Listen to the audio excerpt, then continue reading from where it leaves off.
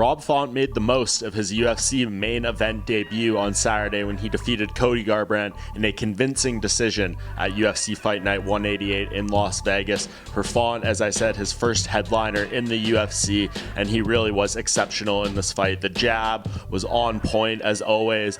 He had a bit of a rocky start, giving out some takedowns, but once he found his distance and his timing, he was able to fend off a lot of Garbrandt's wrestling attacks, which ultimately allowed him to really take over in the striking and put on a bit of a rout en route to the decision win. Now 4 straight victories for Font, who is really coming into his own at this stage of his career. I think without question a legit title contender at 135 pounds, perhaps the best bantamweight out there. I don't know, this weight class is just absolutely amazing right now. So deep, so many elite level names vying for that top spot. And for Font, it gets a little bit tricky now as he tries to navigate the championship waters.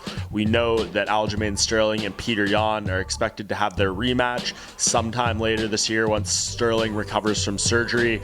That could leave the winner of that fight not available to defend until maybe early 2022, which means a long layoff for Font if he wants to wait around for a title shot. But is he even the first man in line? We have that TJ Dillashaw versus Corey Sandhagen fight coming up on July 24th as well, and that is going to play a big factor into what comes next. Of course, if Sandhagen is able to win that, undeniable that he would deserve a title shot. I think many believe he already deserves it as is. If Dillashaw comes back and looks impressive and is able to put away Sandhagen, that gives him a very, very good case for the title that he never officially lost inside the octagon. Of course, gave it up when he tested positive and got his suspension from the UFC, but never lost it inside the cage. So there's a lot happening at bantamweight right now, and where does that leave Font? I think definitely some patience will be required, but maybe the loser of the title fight between Sterling and Yan, he could face,